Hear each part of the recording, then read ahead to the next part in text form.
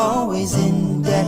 And how could I forget that you guided me to this thing? And for that, praises to the Rabbil Alameen. I'm blessed, I'm blessed. Praises to the Rabbil Alameen. I'm blessed, I'm blessed. Praises to the Rabbil Alameen. I wanna thank you. I wanna praise you. Give my praise, my sacrifice and life for you. I wanna thank you. I wanna praise you. Give my prayers, my sacrifice and life for you. I wanna thank you. I wanna praise you. Give my praise, my sacrifice and life for you. I wanna thank you. I wanna praise you. Give my prayers, my sacrifice and life for you.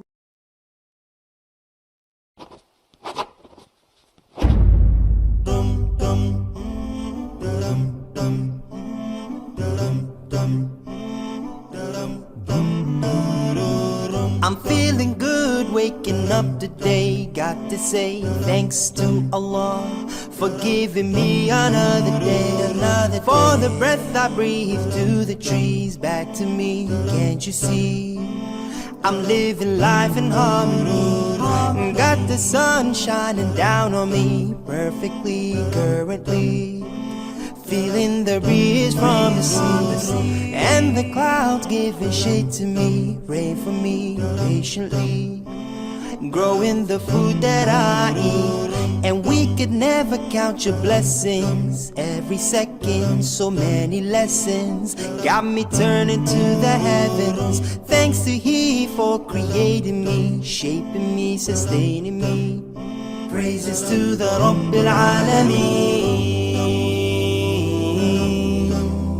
I'm blessed, I'm blessed. Praises to the Rabbil Alameen.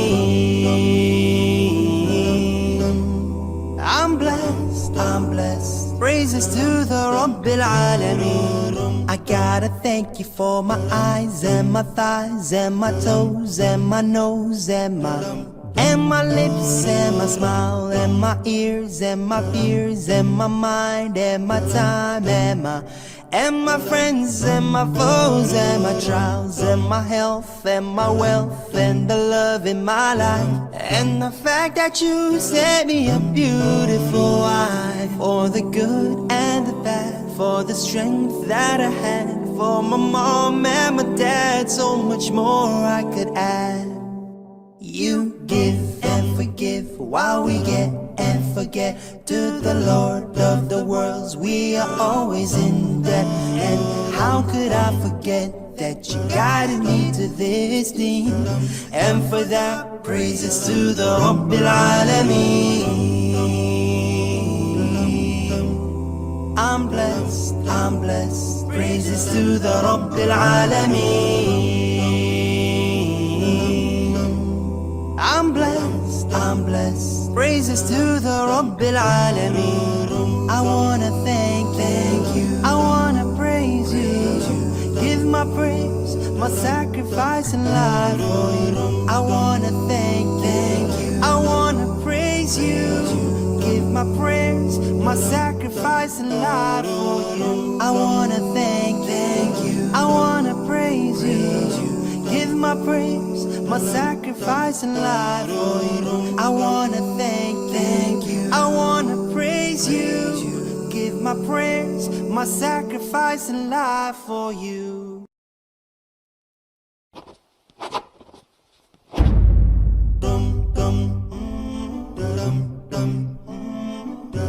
We're going to look at death. We're going to look at death. The statistics are wrong.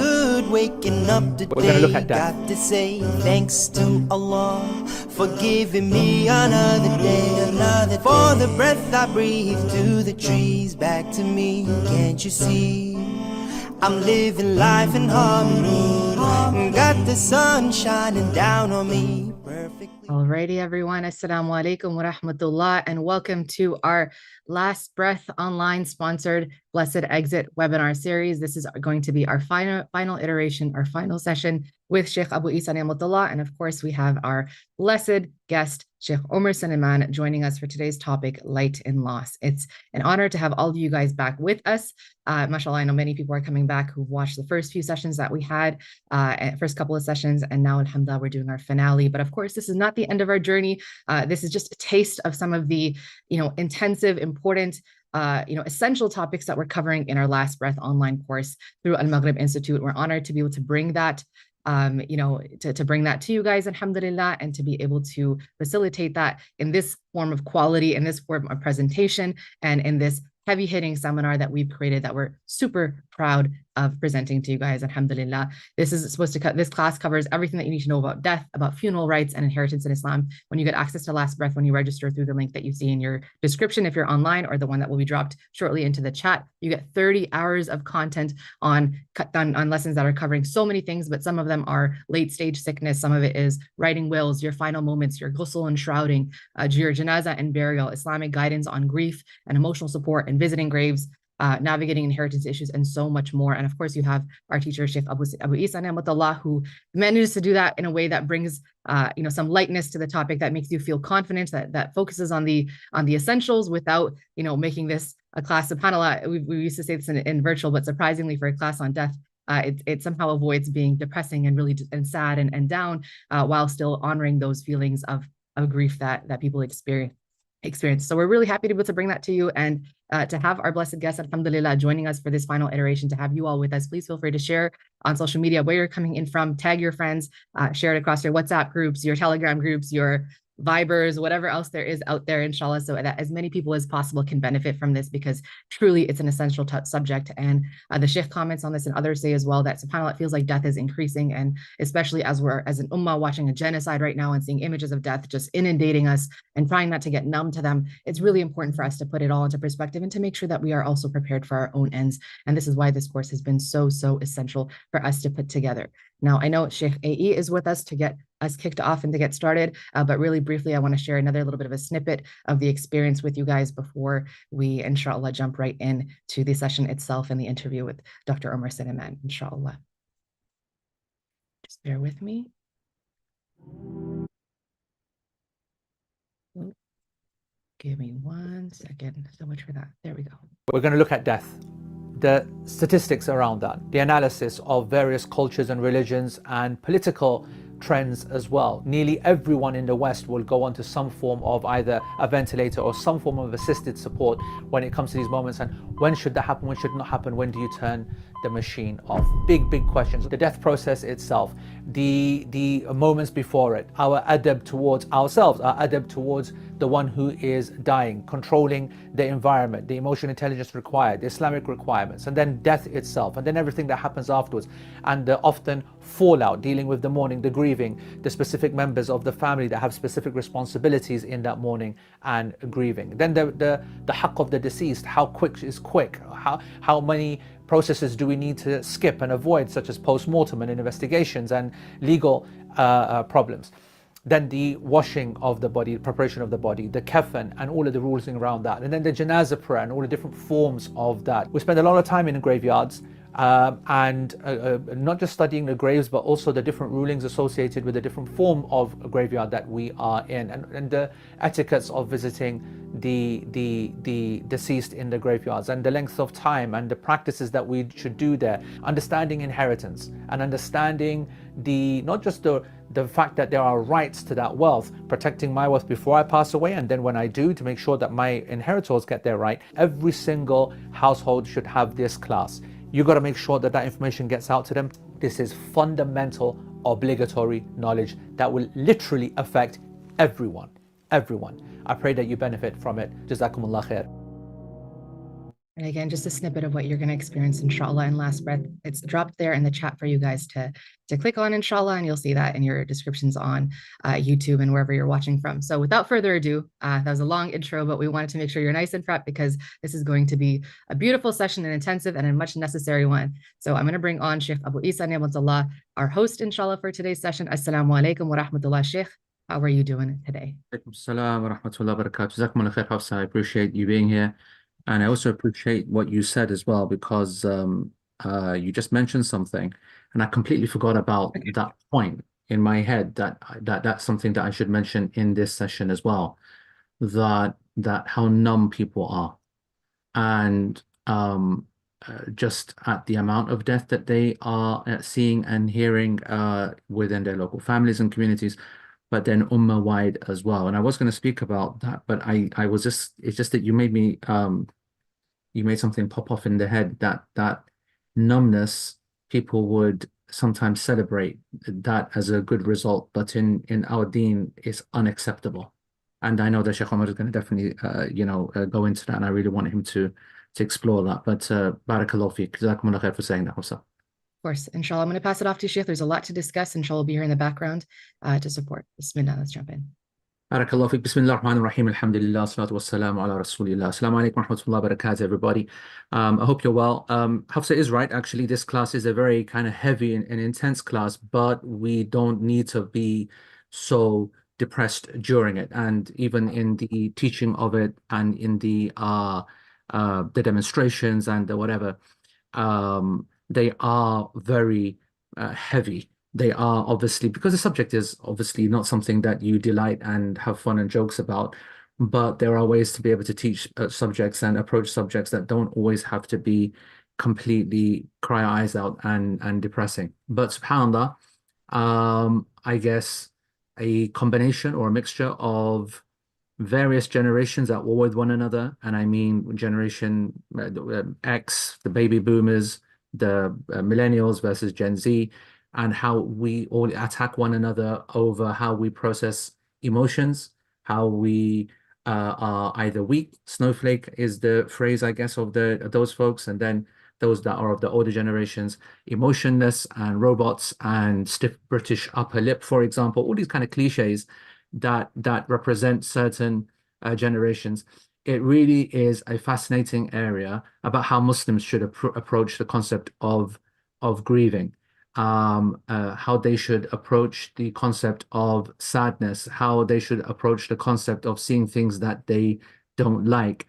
And I have been speaking about this subject even outside of the fiqh of death, just generally the concept of negativity.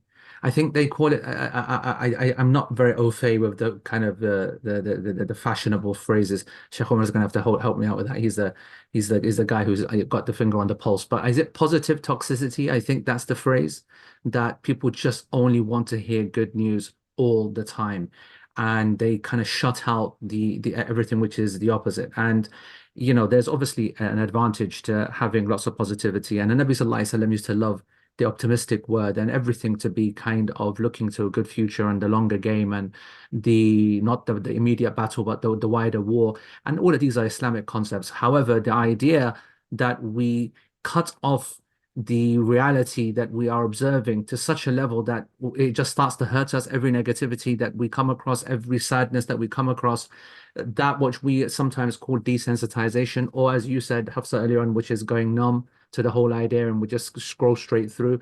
This is completely unacceptable. And it happens when people do fall into positive toxicity, where you only insist on having an exposure to a very happy and positive life, because life is not meant to be that.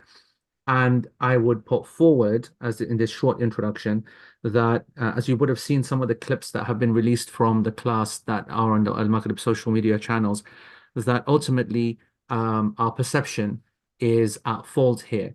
Good deen, good Islamic principles, good fundamental foundations are what will bring a person to a better realization of reality and an ability to be able to handle negativity. I always remember when I used to study a lot more than I do now, with my first and my main and dominant teacher, Shaykh Hafidhahullah Ta'ala.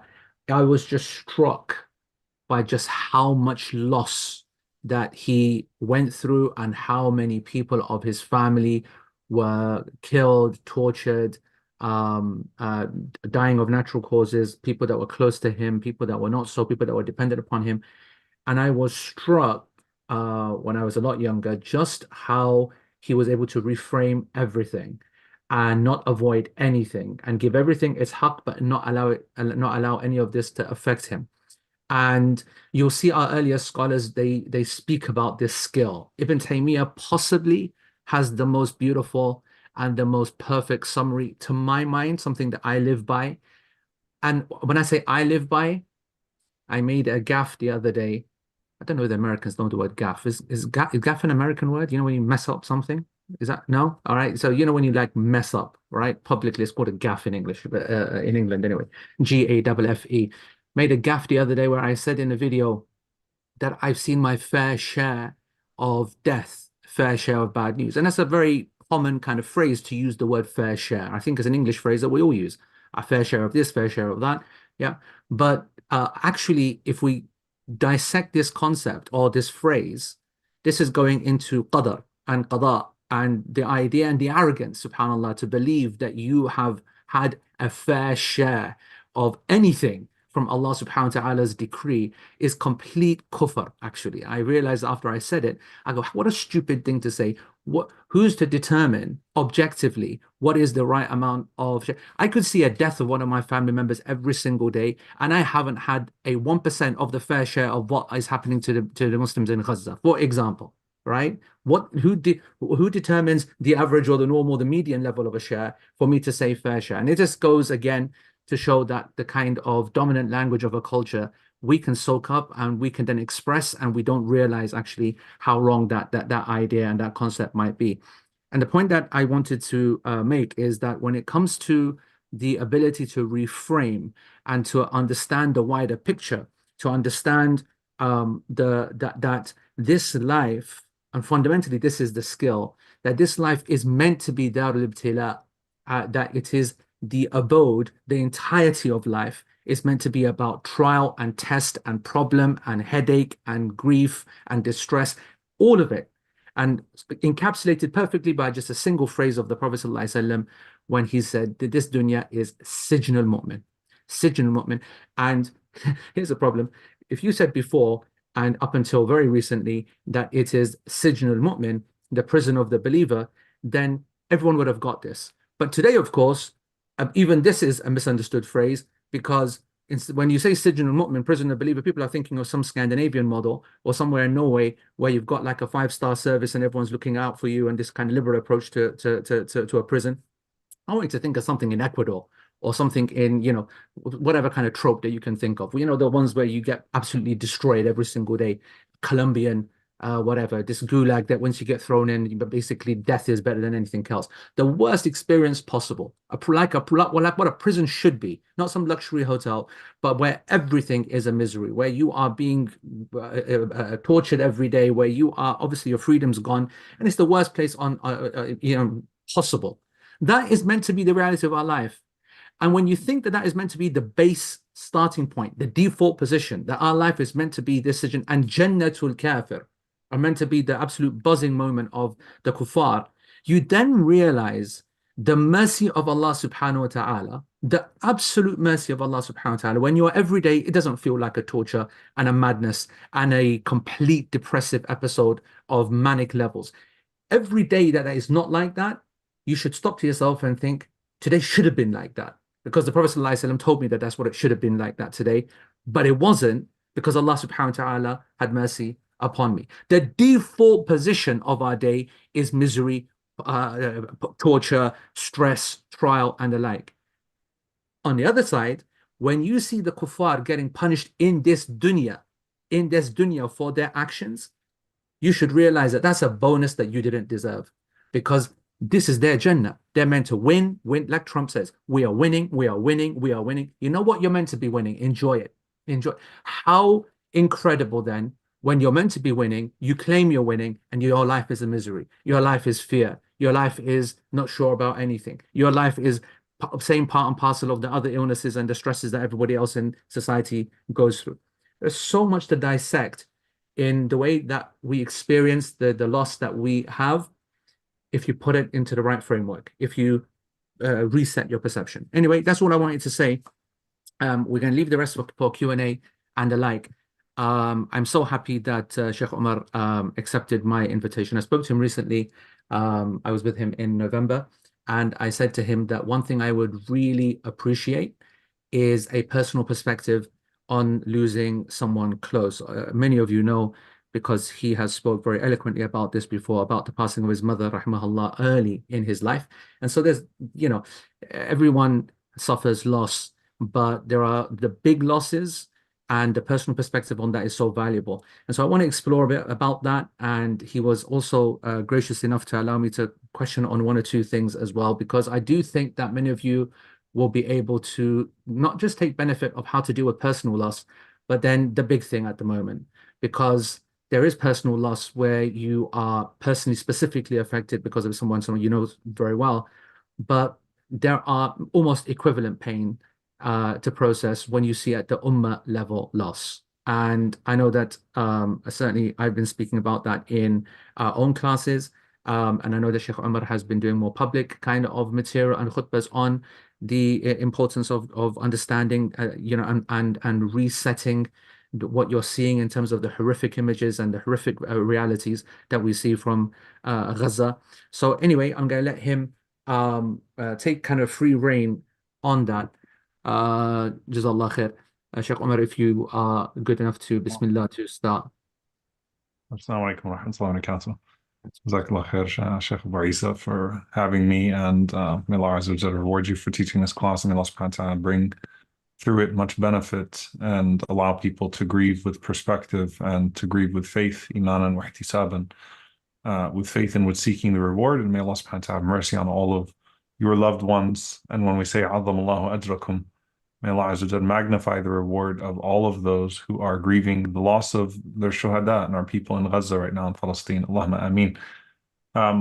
I was really, I think that will be most beneficial, inshallah ta'ala, when we have sort of a conversation and more of a discussion. But I'll just put forth, actually, I'll start with something that happened just this past weekend. I wrote about it, a small note. So I'll give you all just, subhanAllah, a perspective. On Thursday, I went to visit an uncle of mine, Uncle Sharif Chima. When I say an uncle, not an uncle in the physical sense, obviously, an elder in the community. He was someone, subhanAllah, when I was in New Orleans, he was one of the pioneers of the masjid, the Islamic school, and the cemetery. And particularly when I was the imam there for 6 years, every time someone would pass away, back then, prior to the digital, ways about going, or ways that we go about things now, he had this binder, and he'd bring it to the masjid, and we'd sit in the morning, and we'd choose a grave plot every single time someone passes away. And we had a process in place to call the funeral home, to make sure the ghusl was arranged between him and me. We would arrange for the washers of the body and all of the logistics. Sometimes you have a person that passes away that doesn't have the finances to cover their own janazah, subhanAllah. And what a world where even dying is expensive. And it was really something else, where you would see someone that couldn't afford to pay for their funeral, right? And they didn't have family to pay for their funeral. And I witnessed him at times, by the way, paying out of pocket for their funeral expenses. So we prepared together for death. And I'd say he did the most work, maybe over 100 people over those 6 years, subhanAllah. Qadarallahu ma sha fa'al. He passes away here in Dallas with his kids. So Thursday I went to visit. There wasn't much time that was left, according to the doctors. He's been sick for some time. Saw him in the hospital, kind of coming to his last moments. And then Friday night, Allah subhanahu wa ta'ala decreed that he would take his last breaths. And it was literally at the time that I got to the hospital. It was at that time Allah Azza wa Jalla would decree that his last breaths would just have been taken.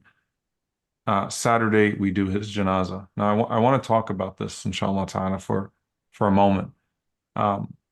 When Shaykh Muhammad al-Sharif passed away, rahimahullah, one of the things that was very important to mention to people, and I think Shaykh Muhammad would have been one of the first people to remind you, is that a legend is not always known amongst the people. The celebrities of the heavens are often the unknown people of this earth. And, when Shaykh Muhammad passed away, rahimahullah, we rightfully remembered him, not because he was a great speaker. I want that to be very clear, not because he was a great speaker. This uncle, Sharif Chima, rahimahullah, was unknown to most people. In fact, here in Dallas, half of New Orleans, it felt like, flew into Dallas to be a part of his janazah. It just so happens that the masjid where we prayed janazah on him, the imam of that masjid is Imam Abdurrahman Bashir, who was the imam before and after me in New Orleans, and now lives in Dallas as well. So he and I were two imams that served with Uncle Sharif to prepare people for death. And then here we were now preparing his janazah together in Dallas. And subhanAllah, having his burial in a cemetery that he didn't invest in.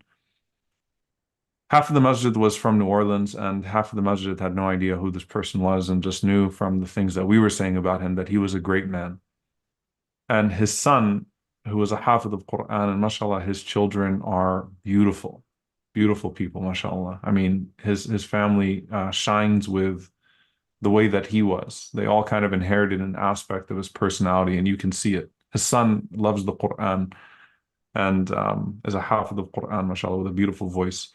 So one of his sons was saying, if you would have told me 20 years ago that when he would pass away, Abdurrahman and Omar would be at the janazah, I would say, of course, who else would be at the janazah? But if you would have told me it's in Dallas, we would have said, subhanAllah, how does that even happen? But he talked about, alhamdulillah, the fact that you had such testimony of people for him. And he said, it is a moment of what's giving us comfort and joy right now is seeing the amount of people coming forward with the testimony, the testimony, the testimony, the shahada, the shahada, the shahada. He did this for me. He did that for me. I remember when we did this as a community 20, 30 years ago, and then the individual stories. He helped me out when no one else would help me out. Those are the types of things that make your life worth it. And so when you think about death and when you think about grieving, and you think about what you're actually grieving in the first place, there are two things you could be grieving. Or actually, there are a few things you could be grieving when someone passes away. You could be grieving your bad relationship, right? And that's sometimes devastating. And it really is. And I tell people this all the time, and I remind myself that, look, that person that you're quarreling with, one day that might be your neighbor in the graveyard, right? That's just someone in the community, Get through this. And this is the month of Sha'ban. We're coming into Ramadan. Clear that out. Get rid of this. It's not worth it. It's not worth it. You might end up being neighbors in the graveyard. How would you feel? Most of us, just by the fitrah that we have inside of us, if we were to get the news that so-and-so passed away, we would feel sympathy. And if we were close by, we'd go to the janazah.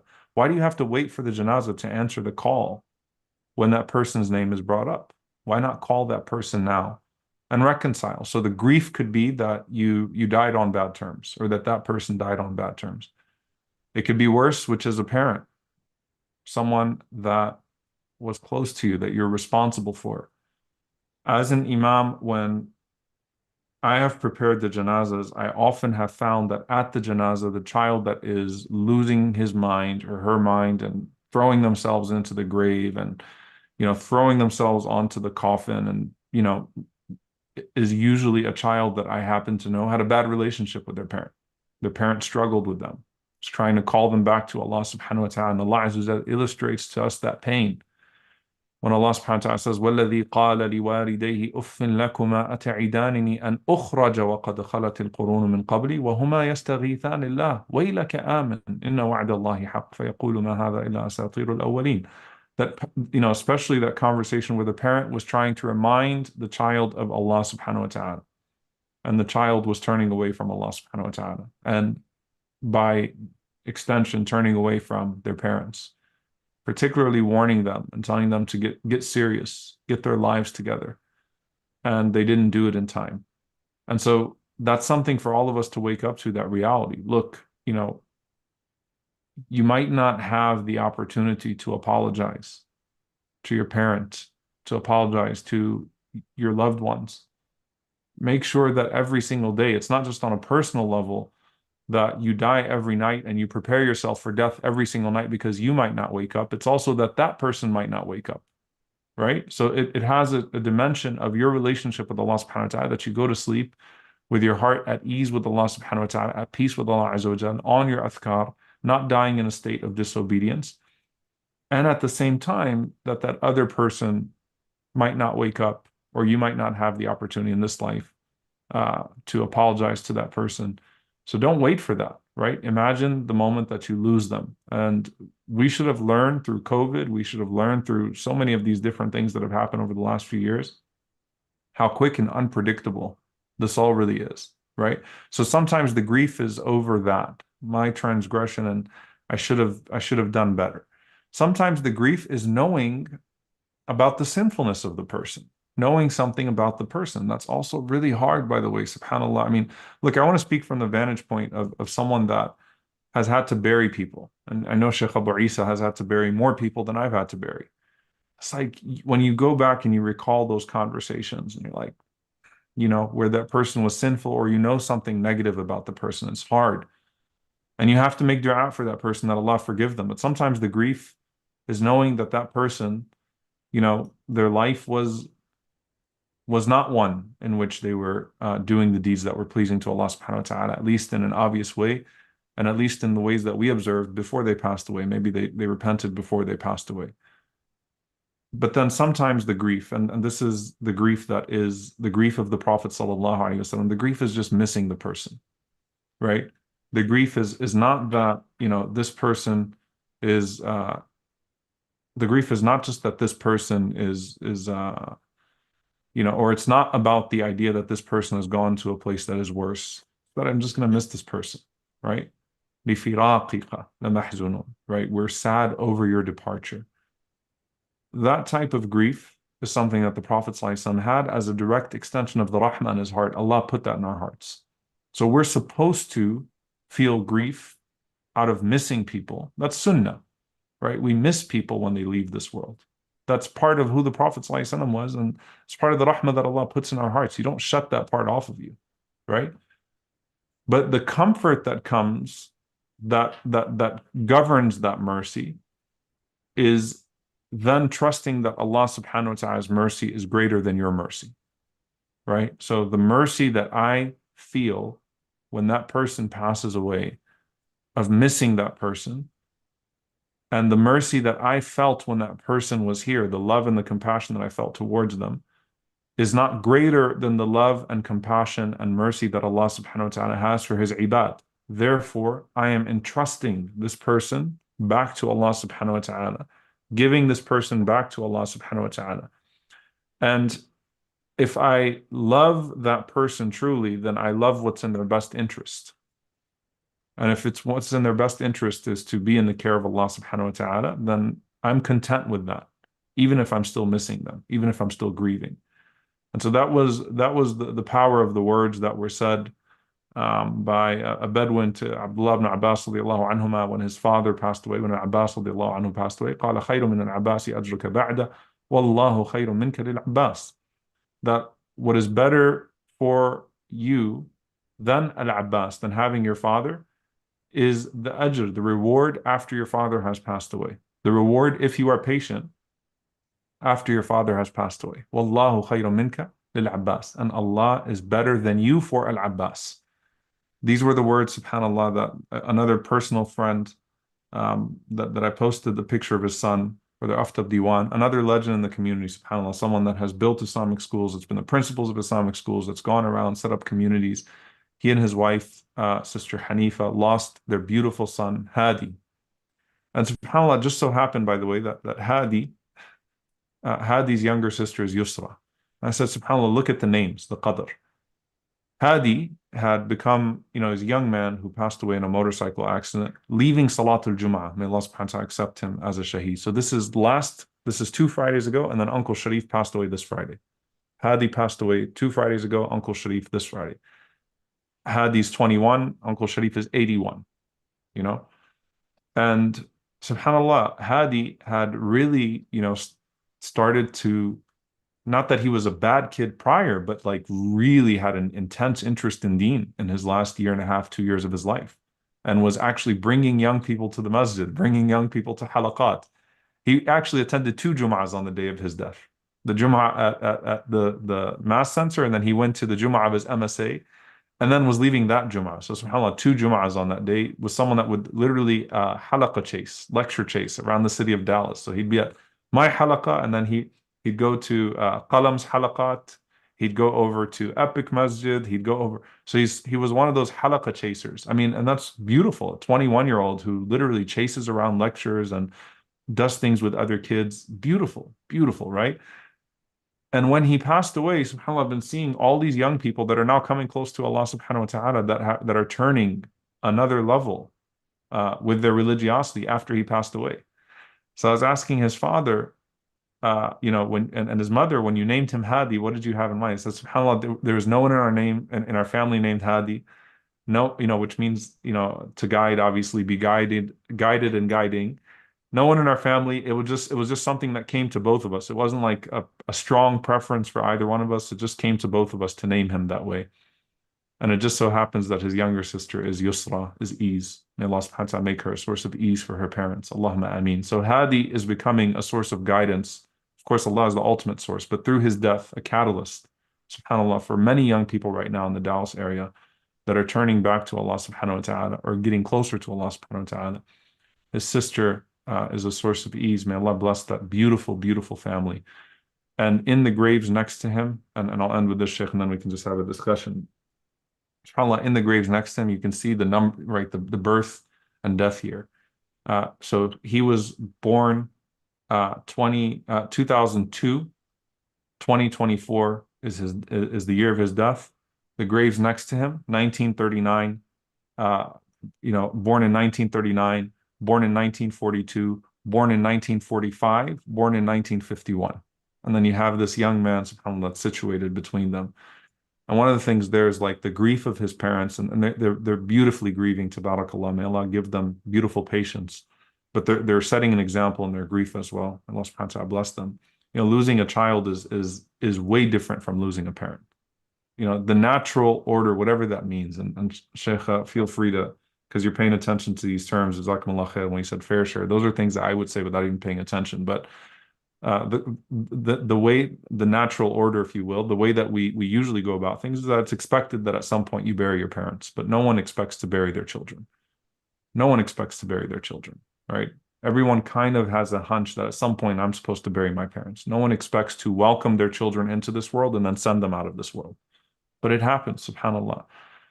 And one of the things that you have to say to someone like that, it was worth it. Like, it was worth it. You're 21 years, to my beloved brother Aftab Diwan, and to his wife, and to their daughter Yusra, and to Amani, who passed away in the UK. May Allah subhanahu wa ta'ala accept her and make it easy for her parents, Khuram and Yasmin. It was worth it. Like, everything you poured into your child, what did you get out of that child, right? Bidnillahi ta'ala, a person waiting for you in front of the gates of Jannah that will pull you in. And, the memories of this dunya, right? The memories of this life, and all of the joyous days that you actually had in this life. As you said, Shaykh, like, we shouldn't place these expectations on Allah subhanahu wa ta'ala, like these ni'am belong to us and then he took them away. Inna lillahi ma akhadha wa lahu ma a'ta. Right? Like, Allah took away what already belonged to him. So you didn't possess that person in the first place. So the days that you had that person, that was a gift from Allah subhanahu wa ta'ala. That was a blessing that you did nothing to deserve in the first place, right? That was from Al-Wahhab to you. You had that person for however many days you had that person. Allah Azza wa Jal took them away. And at the very least, and I'll conclude with this, when the Prophet ﷺ mentions in the hadith Qudsi that Allah Azza wa Jal has said, مَا لِعَبْدِ الْمُؤْمِنِ عِنْدِي جَزَاء إِذَا قَبَضْتُ صَفِيَّهُ مِنْ أَهْلِ الدُّنْيَا, that my servant does not have any reward when I take their safiya, their chosen one, their safi, someone they love. And that could be your parent, that could be your child, that could be your sibling, your closest friend. And then that person is patient and seeks the reward. That person does not have a reward with me except Al-Jannah, paradise. So the company of that person can make life more easy for you, more pleasing to you. But the death of that person can be the reason for your Jannah in the hereafter, if you interact with their death properly. So you interact with them in this life, hopefully worshiping Allah together, but enjoying what is halal together. There's a reason why we weren't created alone, but with people around us, and they could be a source of goodness for you here. But again, their death could be your Jannah in the hereafter. And we ask Allah subhanahu wa ta'ala that for our parents, for our loved ones that have passed away, that Allah Azza wa Jal accept them into Jannah, and that He make them a means by which we enter into Jannah as well, by our patience and by our seeking reward when we lose them. Allahumma ameen. I mean, Jazakallah khair. And I'd love to come back to that actually, to explore how do we, as you said, properly deal with their passing so that we can use their death as a form of Jannah, because I think that's a very interesting subject. Now, on the specific, I read about Hadi as well, and I read about Uncle Shima as well. May Allah have mercy upon them. And it's as you said, every community is having a loss like this all the time, and it's remarkable how similar the situation is. Everyone will be able to speak like you have about that particular uncle, that particular young person, which again goes to show that this is a very normal reality, and it needs to be processed in a normative way. And if you don't know how to process this, and you have some errors in the processing system, then it will only produce a greater loss or greater regret. For Jazakumullah khair, everything that you said. Now, obviously, I wanted to tap into your experience with your mother. May Allah have mercy upon her. Her story obviously is well known. Pretty much, I'm guessing everybody would have seen those certainly 2 videos, certainly 1 video. And they can, and I really would advise folks to review that. I guess I want to ask 1 or 2 direct questions, keeping in mind time and the fact that I do want to speak about the shuhada as well. The first, I would say, what would be your number 1 advice to folks who are suffering because of a loss that you have learned in your experience of dealing with that loss? Your number 1 piece of advice. My number 1 piece of advice would be to think about how to incorporate them into your life differently, rather than grieve over them not being in your life the way that you were familiar with. And so I still think about my mom every day, and she's a part of me every single day, and she drives something that I'm doing every single day. She's central, right? So instead of going and visiting her at her home, I visit her grave. Instead of calling her, I make dua for her. Instead of, giving her a gift, I give sadaqah for her, right? Like, there's a point where my number 1 advice is there's a way that you can incorporate that person into your life that is a substitute for how you used to incorporate them in your life before. And find those ways and then act upon those ways. They'll help you not just deal with the grief, but the paralysis that can come with their death, and they will benefit that person as well. So it's benefit for them, and it's benefit for you. So that's the first. Incorporate them into your daily life. Incorporate them into your daily life the way that you used to have them before. So that makes a lot of sense for someone, Jazakallah khair, for someone who is personal, family, or someone who's a very close friend. What would you then extend from that advice to the ummah level? How would you summarize that point? Because it makes sense to move and expand that when we see the level of loss and I think the shocking nature of that loss, as we've been seeing, especially with the children, especially with the kind of images over the last week and so on. How would you be telling folks to incorporate that into their lives? Shaykh, subhanAllah, like that one, and I want you to, sort of maybe fill in where maybe I'm falling short, or maybe I'm looking at something from a very specific angle. With Ahl Gaza in particular, and with the amount of death that we're seeing, I almost I feel worse for those who survive than I do those who die. Those who are shuhada, there's a comfort that Allah subhanahu wa ta'ala is taking care of them now, and that they don't feel the pain anymore. You have to imagine that conversation that Allah Azza wa Jalla documented. We forget the ayat in Surah Ali Imran. ولا تحسبن الذين قتلوا في سبيل الله أمواتا بل أحياء عند ربهم يرزقون فرحين بما آتاهم الله من فضله, until the end of it. That do not say of those who have been killed or who have been martyred, that they are dead, rather they are alive. And Allah Azza wa Jalla is providing for them. فَرِحِينَ بِمَا آتَاهُمُ اللَّهُ مِنْ فَضْلِهِ, right? They're happy now, and they're pleased with what Allah subhanahu wa ta'ala is bestowing upon them. They're waiting for their relatives, their loved ones to join them. That was a conversation with the Shuhada of Uhud, right? Where the Shuhada of Uhud wanted their relatives that were left behind to know that they were okay, to know that they were being taken care of. So the fact that it's recorded as a conversation or as a result of a conversation in the Quran, the ayat of the Shuhada, like when people are Shuhada in Gaza, I don't look at the state of their bodies after they've been martyred. I don't look at the numbers, the casualty count. I feel sad for the negligence that has led to their death, but at the same time, I feel content with their Shahada.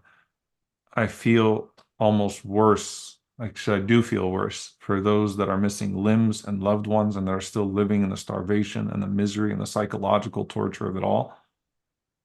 And so processing that means stopping the atrocity as much as possible, being part of whatever effort. And part of that effort is dua. In fact, it's the greatest effort is dua for those that are still alive. So when it's personal loss, it's more of like, how do I get on with life now that that person's not here, and do what's best for their afterlife and my afterlife. When it's not personal loss, when it's people that are dying far away, that are being oppressed, and it's more about how do I take care of those that are left behind because they lost their personal loved ones and because they've lost many personal things. So it's almost like directing the empathy towards them, towards what's still left. It also gives a lot of context to the idea, like if you save one life, it's as if you saved all of mankind. Let me tell you something. If you know one person in Gaza right now, personally, if you have someone that you get on the phone with, then you are doing everything that you possibly can to try to save that person, and by extension, Ahl Gaza, the people of Gaza. Like, I want this to stop. And I am so personally vested in it because of that one person that I talk on the phone with. And the most horrifying thought is calling that person tomorrow and finding out that they've actually been martyred as well, or that something more terrible has happened to them. It's like if all of my efforts could manifest simply in saving that person, then it's all worth it. But that's because I'm talking to someone. I have a phone number, right? I have someone on WhatsApp. I'm actually, when a Nasr hospital is being attacked, there's actually someone in there that you're messaging. It's different then. It's not numbers. It's not even just the members of your ummah that you see there. And so as an ummah, I think that what we have to do is we have to make sure that we treat this genocide different than we've treated anything that's happened before in our lives. When they said like COVID's a defining moment in this generation, those people that lived, I think Gaza is a defining moment for us to really find in ourselves, what it means to be committed to something, beyond just the news cycle, beyond a few days, beyond a few weeks, beyond a few months. So again, personal level, it's like if I lose someone personally, then I'm grieving my loss. And if I lose a group somewhere else, then my attention is more so focused on those that are grieving their losses and stopping those losses as much as I can, going forward. I want to ask you a question. You know that obviously we're of slightly different generations because of age, and you know that I will often quite easily put my foot in it when it comes to the way that I speak, whereas you'd be far more careful for your kind of audience and whatever. One of the very interesting areas which we actually cover in class are cliches and the phrases that people say to those that are suffering, or just generally around how you how you express your opinion or express your emotions on a particular subject. So for example, for death, for me, is it because it's happened so many times? Is it because I have a very different kind of upbringing with respect to it? A lot of people might see the way that I approach it as quite flippant and light. Um, what what do you say about those that feel insulted with certain statements that you make in order to try to help them process their grief? There's a whole chapter in this issue of grieving. The idea that you say to a person, listen, man, he played a good innings, right? This is what we say normally in the UK, because innings is about cricket, and it's like, he did well. Or, she had a full life. Or listen, it'll get better. It'll get, time will heal. And there are a lot of people that take these kind of phrases very, very personally. And as I said, my generation of folks couldn't care less if people get upset at things like that. That's your problem in wanting to get upset at everything. Your generation might be a little bit more empathetic and sympathetic to people getting insulted at certain phrases that they see as bad. I just want to know your opinion. How careful should we be with our best intentions trying to help someone, but putting our foot in it because they get upset at it? Like, has someone done that with respect to you? And obviously, it's a long time ago with your mom, but Yeah.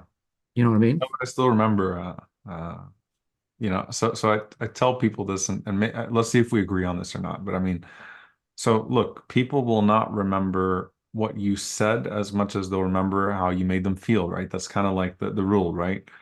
Um, there were people that gave me a hug when my mom passed away, and I never forgot that hug because I felt the genuine grief, the genuine comfort, the genuine presence. Put their arm around me, were kind of there, and they didn't say much, but subhanAllah, their presence was deeply comforting because I knew that like they were really feeling it, because of their love for her, their love for me, or whatever it may be, right? But there was something there. Um, so I would say presence is deeply important. And sometimes you really don't have to say anything. Like you don't have to say much at all. Stick to the sunnah, in terms of how you comfort, right? So how you say things to people, right? Make dua for them, mention their good qualities. These are all things that are comforting. I mean, look, I think most people are comforted when someone comes up and says, your mom, your dad, your brother, your sister did this for me when no one else would. They used to do this, they used to do that. They mention good qualities that maybe you didn't even know about, or they confirm good qualities that you did know about, right? So they're confirming your opinion about them or what you know of them. What people usually don't, it's usually a blur. When someone dies, it's usually a blur around you in terms of other people's words. The things you tend to remember are people that were really, really there for you, or people that said really dumb things. Right? No, like seriously, like people that said really, really inappropriate things, really stepped out of line, right? It's like a good inning, mashallah, a good life. May Allah bless them, be patient. May Allah subhanahu wa ta'ala help you. I don't see many people get offended by that across generations, to be honest with you. What I do see as deeply offensive, and I'm pretty sure, subhanAllah, there is a statement from Hassan al-Basri, rahimahullah, to this extent, by the way, about speaking and joking at the graveyard or talking about worldly things during the time of death. That's super offensive, right? And these practices like al-aza, right, where you gather in a house and everyone you kind of burden people to have to, the family to have to serve and to have to deal with all these people coming through their house and stuff like that. So I'll share this. When my mom passed away, I remembered very specifically, and I've forgiven this brother in case he sees this and he gets like, man, like Shaykh Omar's still holding this against me. But like when my mother passed away, we didn't want to do a aza in the traditional sense, right? Of having people come to our house and having to do the whole thing 3 days. And no, like, you give ta'ziyah at the graveyard, you prepare food for the family of the deceased if you want to. You can sort of take some of the affairs off of their mind, but there's something really, I don't know what your fiqh opinion is on this, by the way, Sheikh. So I'm making some assumptions, but personally, I find a lot of objection to the practice of people gathering in the house of the family for 3 days, almost against their will, and making them cook and and then having these practices that get associated with that. So we didn't want to do that. We're 3 men in our family. I don't have any sisters. Me, my dad, my brother, just kind of like, you know what? We want to grieve with the people that we love, people that we care about, very small circle, that are very close to us. Kind of, let's leave it at that. Then someone went and did a aza at their house. And then it was like, all right, so we kind of got forced to go be there. And the brother that put it together in his house was well intended, right? He kind of wanted to like the Palestinians would say, right? Qum bil wajib, right? It's like he wanted to just kind of step up Do to their the bit. Do their bit. yeah. So that's what it was, right? And my mother passed away she passed away in Sha'ban actually. And I walk in there, sit there, and within 3 minutes, it's a conversation about moon sighting. And my blood was boiling because the person next to me is like, Shaykh, what do you think? Like, you really think I feel like talking about moon sighting right now, man? Like with that smirk and like knowing my opinion, like I was like, you know what, man? Like, not now. Like, really not now, right? Don't ask me about a football game. Don't ask me about silly community affairs. Don't ask, like, not now. Don't talk about stuff that's not related to this in a way that's distracting and in a way that's offensive. So I would say just don't say anything stupid around the grieving relatives, right? Don't talk about affairs of this world. Don't try to throw in a joke there that's inappropriate, right? Like say things that are of comfort to the deceased, which you could say encouraging words. You could talk about qualities that person had. You could mention a lesson that maybe you're drawing from it, and that and say something that's could help them be more patient. Most people will understand when you're well intended, but we do have, and this will be kind of I know we're a slightly different generation. So it would be like an old man rant, right? It was like I do think it's a problem when we have taken sort of the social media world where you scroll from dying child to funny video to where we get uncomfortable when we're grieving. And Allah Azza wa Jal has intended some of these moments for us to be moments of grief and perspective development and purpose, refining purpose and stuff like that. Like, so I think it's almost like an extension of sort of that online scrolling to where like when everyone's getting uncomfortable in the gathering because people are crying and people are grieving, like someone thinks, let me tell a joke to lighten the mood. No, don't tell a joke to lighten the mood. The mood doesn't need to be lightened. The mood doesn't need to be lightened. Now, if the family in their grieving process, because I will share this with family members too, when I'm sitting with them, and I've done this multiple times, if the family finds comfort in recalling amongst themselves some of those moments, those lighthearted moments, and that's helping them grieve, alhamdulillah, right? That's good for you.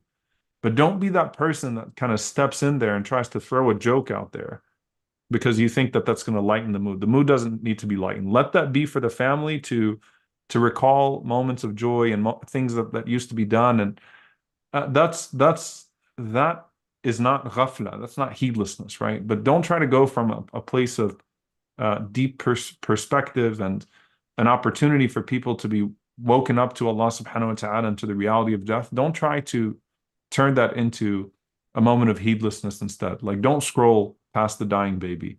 Don't scroll past the death and try to make this a funny moment. I don't find that in any of the incidents after the death of a companion where the Prophet ﷺ, who used to tell jokes, who used to smile, I don't see that the Prophet ﷺ ever threw a joke in al-Baqi'. Allah knows best. I've never come across a narration threw a joke in al-Baqi'. It just doesn't seem like, that's the way that we should be conducting ourselves. So be present for people, say good things about the deceased, say encouraging things to the relatives, show them that you're there to help them, that you're there to do anything for them, that you're there, the simple things, by the way, like, going and pulling a car up for them, or saying that, that you want to assist in any way, like taking some of the duties now off of their plate, offering to just be there for them for the small things that are needed. All of that is good, but don't try to lighten the mood with a joke or with something that's dunya related, and takes away from the akhirah and the matter at hand. Allah knows best. That's kind of where I would say. People remember the dumb things, don't say the dumb things. No, Jazakallah khair. And everything that you said is just so logical, so common sense, actually. And subhanAllah, one of the beautiful, obviously you asked about fiqh positions, is that what we speak up in great detail about this. So I'm not going to repeat all that now. It's in the class, and folks who want to know about that, they'll see it. What I will say is this: what's remarkable about this deen is that the more that you think about it at a natural level, just without any kind of bias, and you allow the common sense to just kind of flow from you, you will find that the sunnah will not be far behind. Even though the sunnah is not something which has to make sense, it doesn't. It's remarkable how many times it does. Actually, there is nothing authentic from the Prophet sallallahu alaihi wasallam in directly how to actually do or say something to the one who is grieving. And that's astonishing, considering how much loss happened, considering how many different types of people, whether it was mothers or single folks or men or those that were from his own tribe, and then those that came from abroad as well to become part of the Ummah and the Khilafah. There's not a set single way in which that grieving process or that giving of condolences is done. And you either panic when you come across something like that, or you celebrate that fact and allow, as what you said, just do what matters, how you make them feel. And so many times we've mentioned that the silence and the sincerity and the hug and the look and the action. Don't go up to a person and ask them, do you want me to bring food? Bring the food. The food will not be wasted, right? There will be people that will be so grateful. Someone who is going through that myself right now. And that food, when the people sit down at that, silly hour, 1 o'clock, and they like, and you might not even know, who brought it. Actually, I had something yesterday. I had no idea who brought it, but I made dua for that person. I said, man, this is fantastic. And Allahumma barik fihim. I said it. And from my heart, right? Now, that I think is the big lesson, that the sunnah will never be far behind, behind that which makes sense, and so on. A question that I wanted to ask about, well, this is linked to creating the sense of environment, because you mentioned dua, and the dua for one's personal deceased and the dua for the rest of the ummah. The scholarly class will always use this point and say that what you owe to the people of Gaza is not just the making of dua, but if your dua is not being answered, then what's the point of that? And if you are not fulfilling the obligations and you're not leaving the haram in your personal life, then you have failed the people of Gaza. You failed yourself, you failed Allah, and you are complicit. You are complicit in what is happening because you did not do what was obligated upon you. And people need to understand that. People need to take personal responsibility. It's one of the big problems. You mentioned, why is it that people make a joke? Why is it that people want to try to change the mood? Why is it that people scroll? Because they're terrified of the negativity. They're terrified of what they're experiencing because they live positive, toxic lives. That idea that I only want to see positivity. And the problem living in the world that we live, the era that we're in, is that it's entirely, subhanAllah, every single aspect of our lives is about escapism. So if it's the movies, people go to it to escape from the misery of their lives. Whether it's sport, it's the same. Whether it's their cultural habits, drinking. Why on, when we assess drink culture, I'm not going to be subjective. I'm going to be as objective as possible. Obviously, I'm biased, but it looks like urine. It smells like urine. And its consequence is to completely zonk you out your head. It makes no spiritual sense. It's expensive. So that makes no financial sense. It makes no emotional sense. It makes no ideological sense. It makes no medical sense. Look at the bills that the health kind of insurance percentages that are covering the damage and the illnesses that are linked to drinking and the culture and all the rape and all the X and all the abuse that happens. Like, at no level does it make any sense. And yet it is the dominant aspect of kufr. What generically is escapism? The complete inability and lack of wanting to handle real life. And I think that is the lesson here, that you can't treat this by escaping more, by scrolling.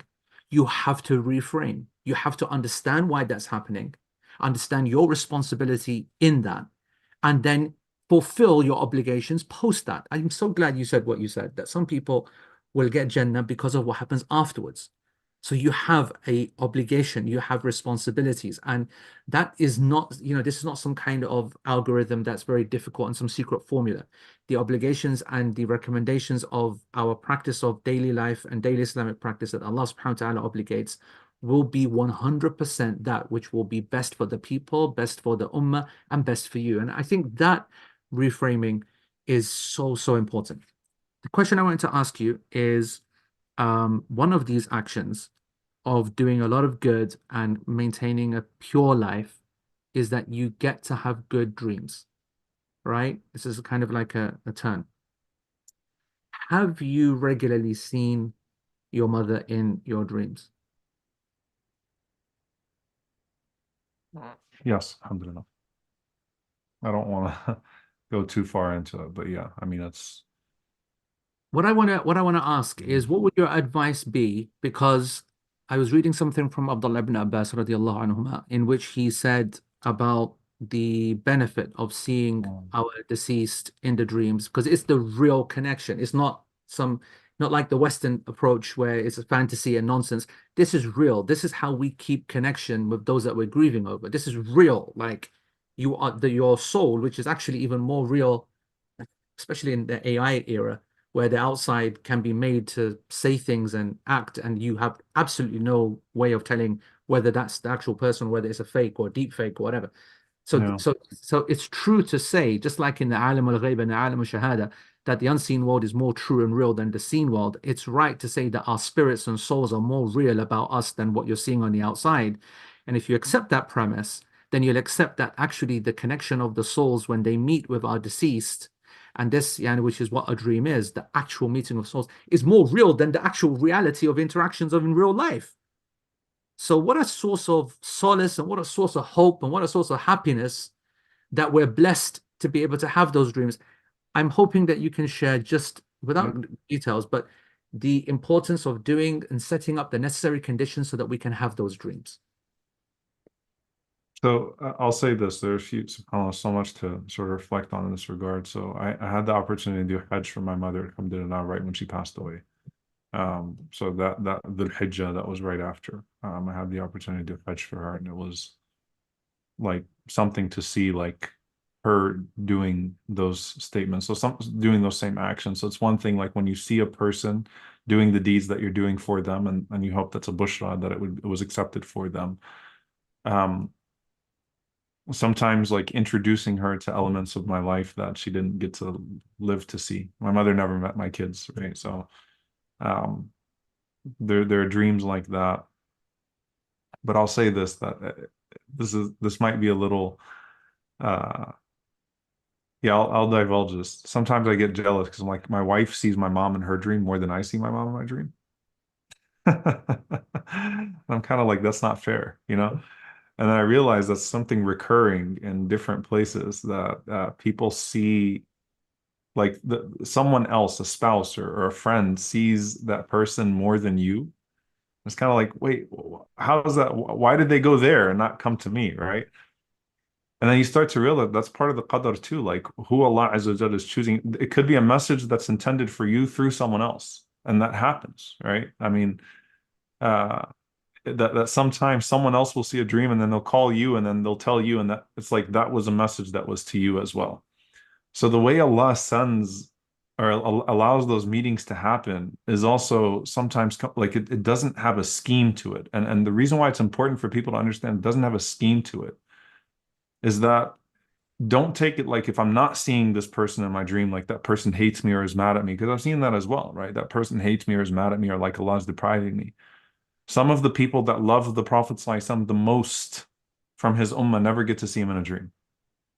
Some of the people that love the Prophet ﷺ the most in this ummah never get to see him in a dream. And some of the people you're like, really, like, you know, I'm not questioning your love for the Prophet ﷺ. If someone comes up to you in the masjid like, man, like I see you in the masjid like twice a month, like you saw the Prophet ﷺ in a dream, described him perfectly, like perhaps that was what was needed for your hidayah. And perhaps what was needed for the longing of this person to actually see the Prophet ﷺ in the hereafter was that Allah Azza wa Jalla did not give them that sight of the Prophet ﷺ in this life. But there's a wisdom to it all, right? So the scheme sometimes is almost unpredictable, but it is fairly consistent that bidnillahi ta'ala, that you'll see your loved one either doing a good deed that you are doing for them, or thanking you for something that you did for them, or in a happy place, just in a way that represents joy bi'idhnillahi ta'ala and represents them in a good state bi'idhnillahi ta'ala. That could be something to encourage you to keep making dua for them or encourage you to keep giving sadaqah for them. But the point is that none of that is random. None of that is uh, none of that is actually like with a scheme that we can identify. Like you can't teach that in a course. You can't teach it in a class. But we ask Allah subhanahu wa ta'ala to allow us to see our loved ones in our dreams in ways that are pleasing to us, and that Allah Azza wa Jalla gather us ultimately with them for Firdaus al-A'la, with our most beloved one, the Prophet sallallahu alaihi wasallam. Allahumma ameen. Ameen, ameen. Jazakumullah khair. I think that Hafsa, I think that maybe we should take some questions that are on people's minds specifically, because we don't want to just carry on, ignoring folks and talking just over this. So why don't you just take the lead on that?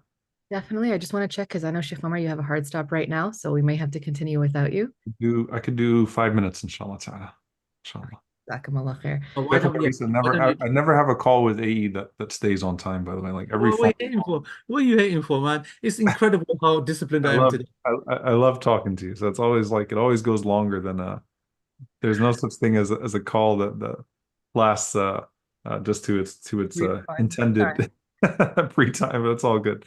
So I can take 5 more minutes, inshallah. Barakallahu feek. Why don't you focus then, Hafsa, on those questions that are specific for Sheikh Omar, or that about those things that he spoke about?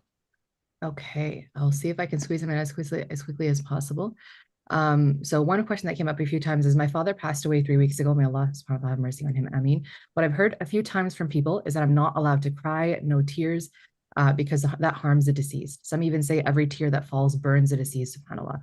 I would like to know if there is dalil for this. So this is obviously something I'm sure Shaykh Eesa goes into detail with the course, and I should emphasize people to please sign up for the course, inshallah ta'ala, and take the course, because you can't learn. Look, we try to learn so much about like how to name the child, how to welcome the child into this world, how to raise a child, parenting courses. Like we should really invest our time, inshallah ta'ala, in how to pay proper respects and worship Allah subhanahu wa ta'ala when we're faced with the death of a loved one. So can't emphasize enough, but obviously there's the difference between al-buka wa niyaha, crying and wailing. Wailing is very different from crying. Crying is natural. The Prophet ﷺ cried. The tears can fall as much as they need to fall. I believe in the narration of Anas radiallahu ta'ala anhu, he mentions the tears of the Prophet ﷺ falling on the body of Ibrahim, the son of the Prophet ﷺ. Like it wasn't just soaking his beard. You can imagine the visual of the tears of the Prophet ﷺ falling on Ibrahim, on his son, as he carried him when he was deceased. So crying is a part of who we are. We seek refuge in Allah from eyes that don't shed tears. Wailing is to say something that's impermissible, or to make noises, or to do actions that are impermissible, such as shouting or hitting the face or tearing the clothes, or just being overly I don't know the word, animated, but doing something with the deceased, or doing something with your actions that's beyond just crying, or saying something that's impermissible in that process, right? So expressing dissatisfaction with the decree of Allah out loud, or saying something about the person, or whatever it is. So that's where it becomes a problem. Jazakallah khair for the answer. So there's a few questions, but honestly, there's a lot of people sharing that they've lost people recently, subhanAllah, young, many of them very young, 27 years old, 28 years old, 17 years old, 12 years old, a baby. So I feel like it would be appropriate, inshallah, for us to end with a dua. I'll ask one more question that I see here, inshallah, and then if we can wrap up with that before you have to leave, Shaykh Omar. The question is, how should we respond when we're encouraged to recite Al-Fatiha without offending them? Where did this originate from? I'll actually pass that to Shaykh Eesa, if that's okay. Yeah, can I actually say, Hafsa, that let Shaykh Omar answer this specific question. I think this will be a really good one. May says that I lost my fiance 2 weeks ago. How am I supposed to feel hopeful and loving in this world once more? I see everything gloomy in my world. Even at work, I have no desire to do anymore. How long does it take to overcome this feeling? What practices will help me with this grief? Just your personal advice on that, Shaykh Omar. Wafaqakallah. So Sister May, my mother's name was May rahimahullah, and my daughter's name is May. May Allah subhanahu wa ta'ala allow your fiance to be in al-Firdaus al-A'la. May Allah Azza wa Jal grant you the reward of your grieving, grant them the reward of their striving, and forgive him for any shortcomings. May Allah subhanahu wa ta'ala elevate him May Allah subhanahu wa ta'ala elevate him. May Allah Azza wa Jal allow him to be experiencing nothing but joy in the hereafter, and grant you the joy of the hereafter as well, and restore to you what has been taken away from you in terms of that feeling in this life. Allahumma ameen.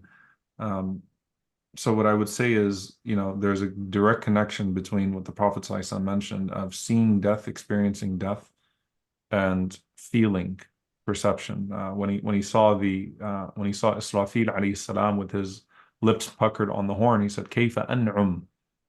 How could I feel, joy? How could I feel that? How could I really immerse myself in the joy of this world?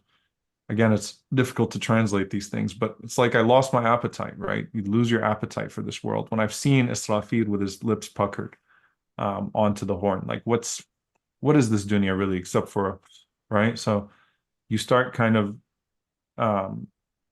losing your appetite for this world. And so it's natural, just like we don't like to eat, just like we don't like to drink, to kind of numb ourselves a bit. And some of these things kick in as mechanisms of protection for us, in fact, right? Like it's just like your immune system responds sometimes to be able to deal with the pain.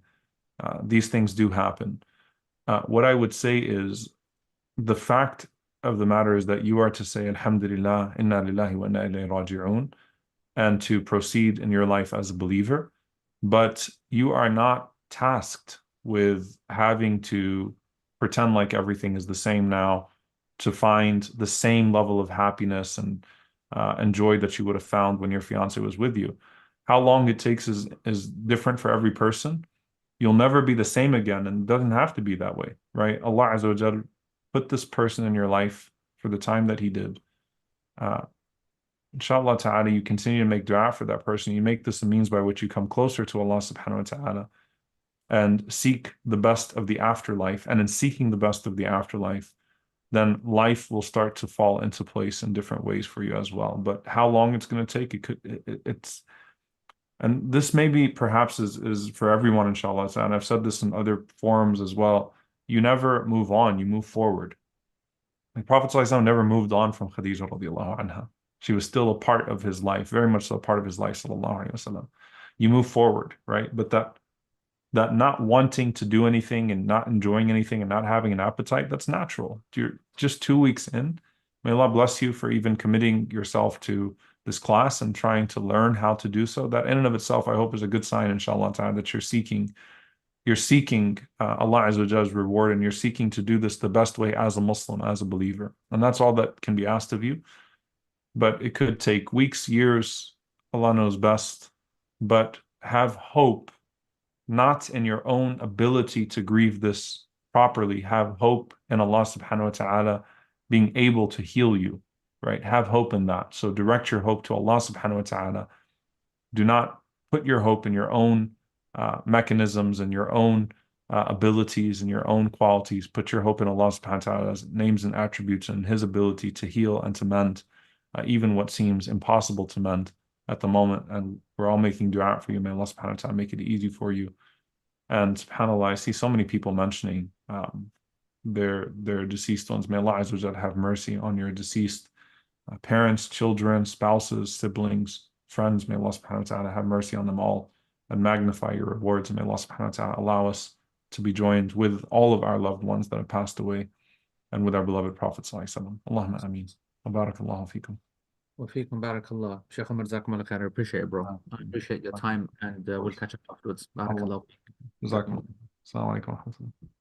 So there's so many questions here. I want to say, obviously, that in the class, a lot of these are answered, but more importantly, we will have the live sessions that will also allow folks to be able to take the mic or to put the questions in more detail without the kind of rush. And as Solange says, that the Q&A sessions will be spread out. We do anticipate that the live sessions will not necessarily be all over and done with in 3 or 4 weeks. So yeah, I'll just do one question, and then Hafsa, I'll pass it to you to choose what is appropriate. Alice has asked this a few times, and she asked, do I still grieve Shaykh Muhammad al-Sharif, and what memories of him stay with you now? So I'm actually a very, what's the word? I don't know what it is. Maybe, I guess it's just emotional. I think maybe that's the kind of the cheap kind of word to use. I do think it's something more refined than that, but I am emotional kind of guy. I am very sensitive to people's not just deaths, but the impact of their deaths, probably more so than the death itself. So the answer is yes, absolutely. But then that's because I'm reminded of it more often. So, for example, his family are dependent on a lot of things that I need to get involved with. They need a lot of help and whatever it is, with his children, with everything and anything. And it's these things that remind you of your responsibility once someone passes. It's not just about being there when someone passes, it's the aftermath. And I really, like I said, what Omar mentioned about sometimes, he made a really good point, about what people are grieving. Different people grieve different things. Yeah. Like my father-in-law, as many of you know, passed away a few days ago. Wallah, if I even care one little bit about his passing, yeah, and in terms of it stressing me out, because he was a million times better than I was. So why am I wasting my energy and worrying about him? So at least that's off the list. You worry about someone being in a state of sin or, whatever, as Omar mentioned. Alhamdulillah, trusting Allah subhanahu wa ta'ala. I know him very well, knew him very well. There's some people so miskin, they don't even have the chance to sin like, what theoretically could be in other times and ways and the like. So that's not it. What is unbelievably gutting for me, and I just need to allow the thought to come into my head, and my heart can't take it anymore. And then I'll be a blubbering mess, which is why I'm going to just say it very quickly and move on, is just what a massive gap has been left in the level of practice that used to be and the lack of that practice right now. And those who study with me on a regular basis, you'll often hear me speak. I'm teaching Paradise Portfolio this weekend, which is everything to do with zakat. A lot of people look at the concept of zakat in a very kind of capitalist kind of way, or very modern way, something which is very much about money and finances and complicated and not to do with me and all the rest of it. And what they will learn instead is just how essential the zakat, or the institution of zakat, is with the stability of the world, the stability of people, nations, communities, our families, the impact of zakat. And I don't even mean the money. I'm not even talking about the money, which is what the normal mind would go to. That the person pays zakat, we get the money, we pay these people here, pay these people there, we alleviate poverty and the world's a better place. I don't even mean in that sense. I'm talking about the folks that don't pay zakat. I'm talking about those that don't do it properly. What's the impact of that spiritually in other locations? And this goes to the concept of the impact or the harm of people's presence and their doing of actions and their leaving of actions on others. Now we can visualize this with Gaza. How catastrophically have we let them down as an ummah? That's our inaction. And I don't mean political inaction. I'm not even talking about that, which is of course an obvious point. I'm not even talking about the easy targets, like the leaders of the Arab countries, the leaders of their neighbors, their neighboring countries, easy targets, obvious culprits. No, I'm talking about me. I'm talking about all of you. Spiritually, how we let them down. Because, as you know, at the bare minimum, we should be making dua for these folks. People say, I'm making dua day and night. Well, if you are doing actions that reject your dua is not being accepted, what are you even doing then? What are you even doing in the first place? The bare minimum you're not even putting forward. If you know that you're doing haram acts that are going to block your dua, and Nabi sallallahu alayhi wasallam made it very clear. How? He gave the example of the person who you would have thought out of all people on this planet would have their dua responded to. broken person comes in front of Allah, open and raw, on the day of Arafah, lift his hands to the heavens, the day in which Allah subhanahu wa ta'ala forgives everyone and boasts to the angels, where are they, man? Just tell them to ask, I'm going to give, everyone's going to get forgiven, nobody gets rejected that day. And there's one guy who lifts his hands, so tired, so knackered, makes dua, and the Prophet ﷺ said, his مطعمه حرام ومشربه حرام وملبسه حرام وقد غذي بالحرام فأنى يستجاب له. His food is haram, his drink is haram, his clothes are haram. In fact, this guy is a walking haram. He's a walking haram. So how is he going to be responded to? How is he going to be, on what planet is his dua going to be accepted? So I put to you that our actions are the things that are most under the spotlight, and our positive good ibadah has an impact elsewhere, and our lack of the obligations and our doing of the haram has an impact elsewhere. And the reason I mention zakat is because the Prophet ﷺ said in the hadith that those who do not give zakat, withhold from praying the zakat, Allah subhanahu wa ta'ala will withhold the rain in around the world. And he said, sallallahu alaihi wasallam, that if it wasn't for the animals, yani dhulm towards the animals, he would withheld the rain completely because of you in your country, in your little corner, not paying zakat or understanding it properly and treating it as some kind of joke, etc. Likewise, the point I was making about why I grieve and get very emotional about certain people and certain times is I know that they were the stabilizing balance on the planet. And by that, I mean that Allah subhanahu wa ta'ala has not destroyed this ummah entirely because there are a few people that are still making istighfar. Allah subhanahu wa ta'ala said that we will not punish them, وَأَنْتَ فِيهِمْ, and Allah will not punish them, وَهُمْ مُسْتَغْفِرُونَ, and that they وَهُمْ يَسْتَغْفِرُونَ, and that they are seeking forgiveness from Allah.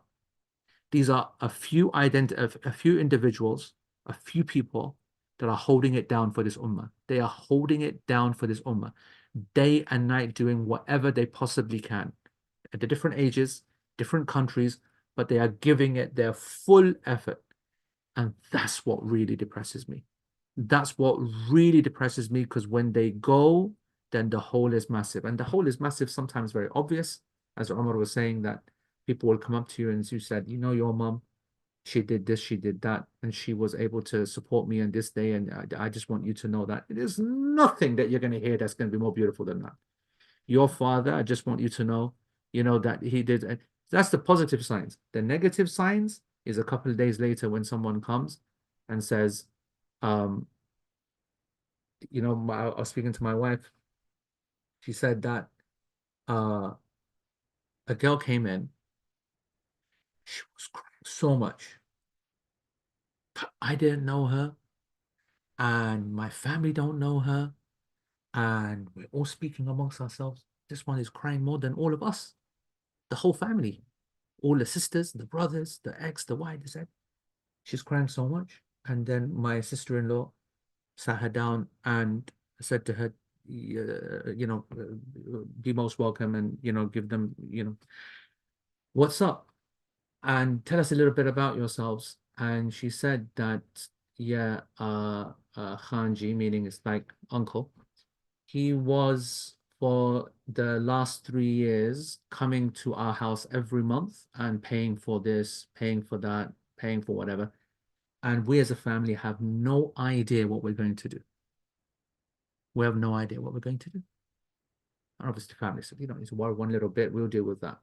But how many of these people then start coming out of the woodwork? How many of these people start coming up and you realize the impact of people on others? And it's that gap which is the one that depresses me, because we should be plugging those gaps left, right, and center, where the people of time, where the people of money, where the people of wealth, where the people of opportunity. And we've got those folks who didn't have the health or the age or the ease or the money, the older generation, that are smashing it out of the park. And the only thing that we are smashing ourselves are our desires. Just absolutely just spending and completely just living our best lives. and think it's all about us. And that gap is widening, the gap between the generation that passes and the one that's left. And you asked the question about Muhammad Sharif, it's the good people that were doing khair, that gap that's left behind is too big. And we have to up our game. I said to the folks in the logical progression group, say no to mediocrity. We cannot be mediocre Muslims. We have to be better. But anyway, I know that I'm going on. Hafsa, you see, this is a problem. If you're not in control, bro, I was like, this is gonna end. Okay, good gem, good gem. Let me get one more second, No, good gem. Okay, no gems. 4:54 p.m. Yeah. Okay, just to lighten the mood a little. But Jazakumullah khair. Honestly, subhanAllah, that was a roller coaster of a session, but such an essential one. May Allah reward you and Shaykh Omar heavily, make it heavy on your scales. I mean, I think one of the essential points, the purpose of this session and the goal here is one of our ways to up our game is to take control of the knowledge that we don't know, and to make sure that we as an ummah are confident when it comes to approaching the topic of death. And alhamdulillah, this is why we put together such an essential course. The link has been shared multiple times in the chat. If you guys get a chance, there you go, share it again. Alhamdulillah, jazakallah khair Fasleen. Please do register for it, inshallah. It's a lifetime access class, so you will have access to it for as soon as you register for forever. But we have live sessions that are scheduled starting next Tuesday, inshallah. And you want to be in the class before then, so that you can benefit from the content before the live sessions kick off. Can you speak a little bit to the class, inshallah, before we close? Because this is going to be our last opportunity to connect with everyone and do so, inshallah. I guess, listen, those folks who took the fiqh of salah, you'll remember that I said that this is the very best possible way that I could, the very best that I could do on the issue of this subject. The fiqh of death is the same.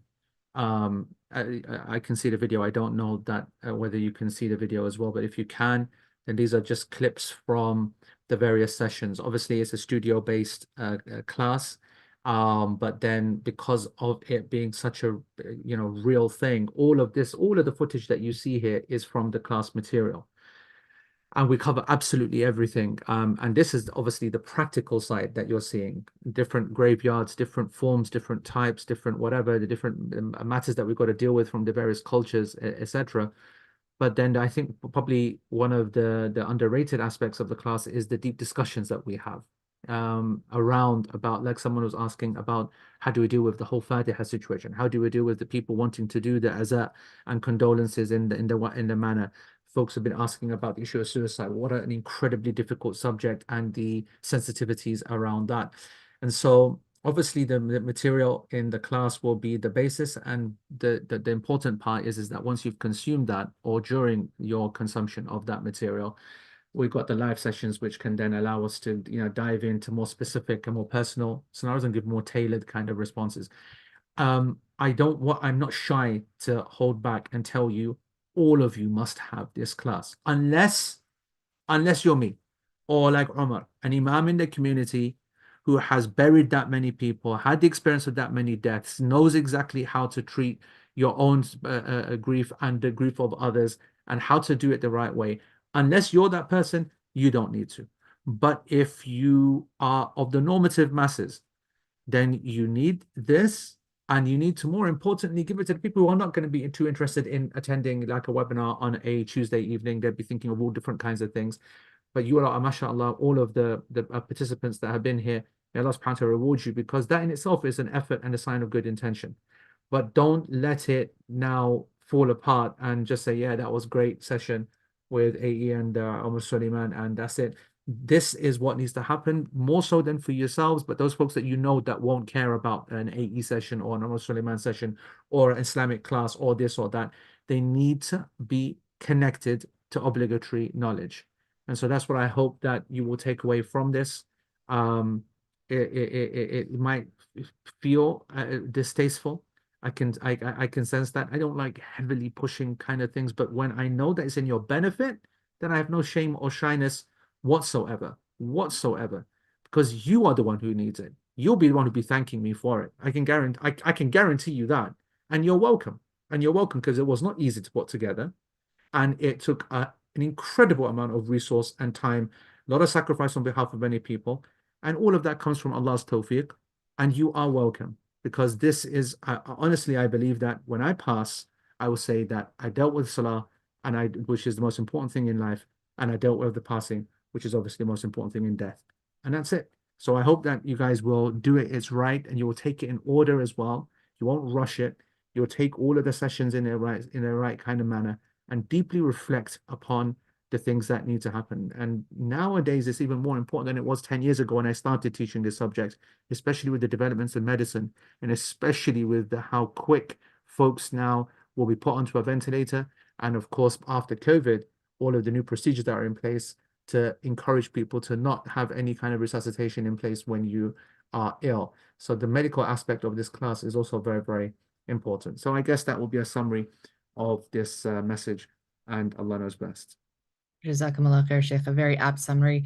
And one thing I do want to mention before we close is that I know in the last webinar, we were able to, alhamdulillah, offer an additional bonus, module from Sister Sarah Sultan, who is a licensed professional counselor and licensed mental health counselor in the US, about grief. And a lot of folks here, subhanAllah, shared their recent losses and shared the difficulty that they were experiencing with grief. So we spoke to the team while the webinar was happening, and inshallah, we're going to be making that available again for the next 24 hours for anyone who's registering and anyone who's already registered so far. So take advantage of that. If you are just benefiting and you want to be able to be in the class, that you do it sooner rather than later, so that you can get that bonus module on grief, inshallah, and especially because of the necessity that we're experiencing right now, even if you don't have any personal loss, even the experience of the ummah right now through the loss of the people in Palestine, inshallah. So I just wanted to share that really quickly. There were some logistical questions, and I know there's so many questions we didn't get a chance to address. One thing, I don't know if AU mentioned that we have our live Q&As that start off next Tuesday, inshallah, and they're going to be really intensive. So we'll try to cover every single question that comes in that's not addressed already in the class,